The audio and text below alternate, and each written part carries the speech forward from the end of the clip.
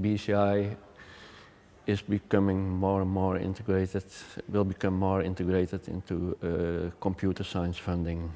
So the ICT funding should allow more BCI research, I think. I think it's important that the project involve some target user group or some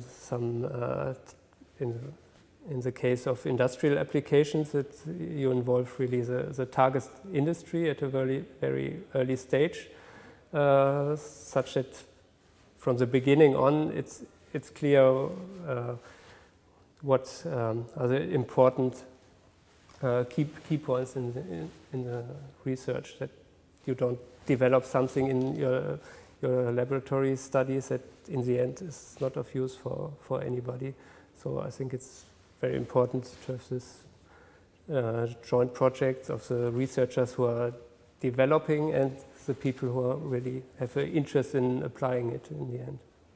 I think maybe we want to see much more industries within the consortia, and not just one industrial partner, but maybe half of the industrial partners being industry.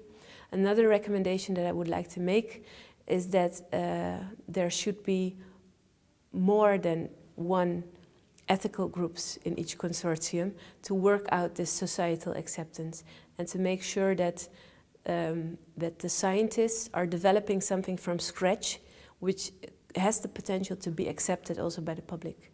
The definition of programmatic directions and the evaluations of programmatic directions or particular programs is certainly impeded by the fact that BCI research is so multidisciplinary. There have been a lot of instances in which a particular project or program has either been established or been evaluated by people who came from other areas, had very strong experience in one particular area, for example, engineering or neuroscience, but not very much experience in the other relevant areas.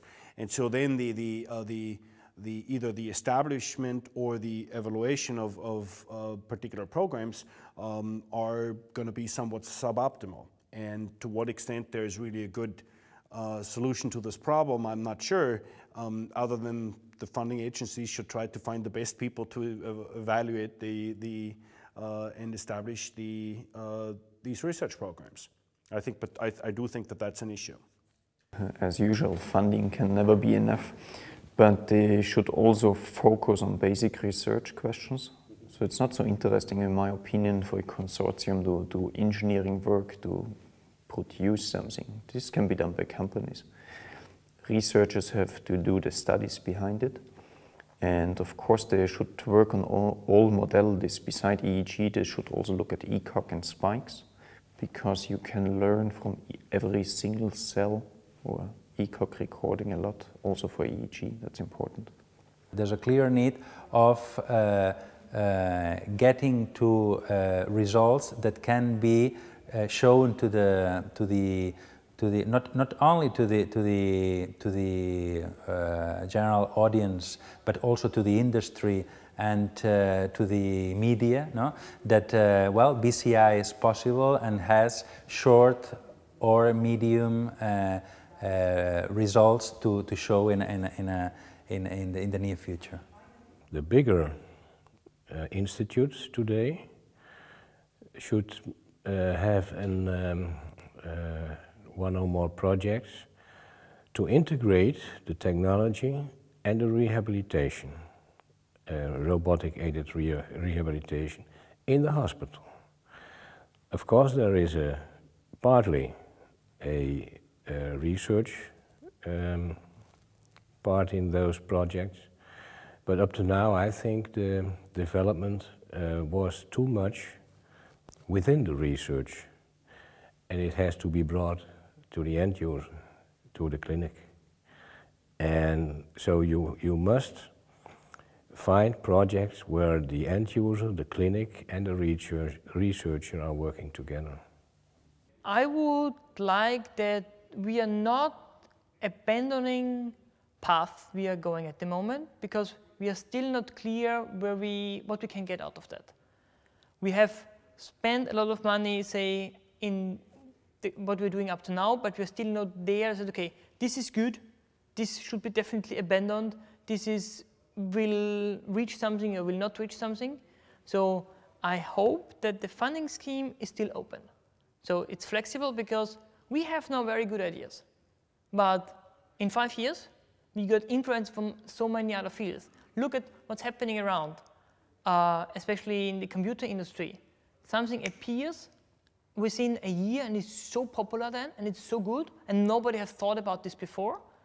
So we should definitely keep it open, so that we're sort of saying we only fund this direction, everything else is bad.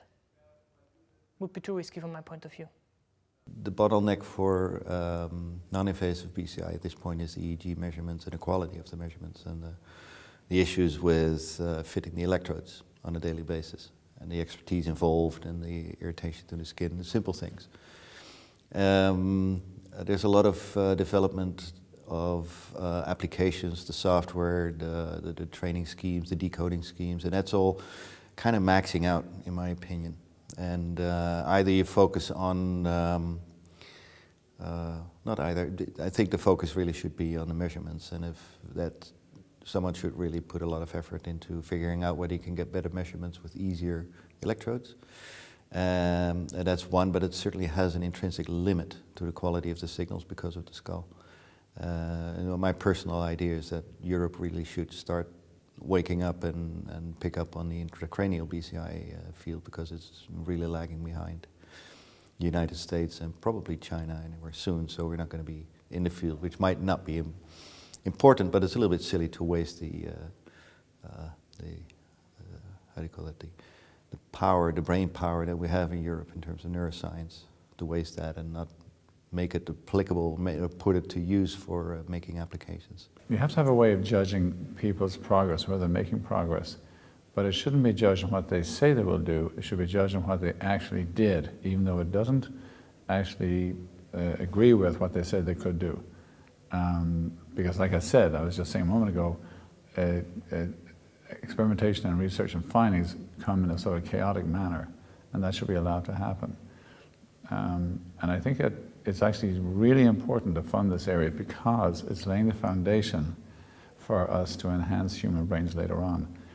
There was I remember that writer, I'll think of his name in a moment, he's wheelchair bound, and 10 years ago he wrote an article about the tail wagging the dog. Well, the dog is the whole human population. The tail, the analogy was the tail was people who are physically challenged in some way, that they need some sort of device that will help them, whether it was his wheelchair they was in, or a BCI, or a prosthetic of some kind. And he said once the device are developed for those people who need them, it'll turn around and the device will be used for people who don't actually need them. So in that sense, the tail will wag the dog.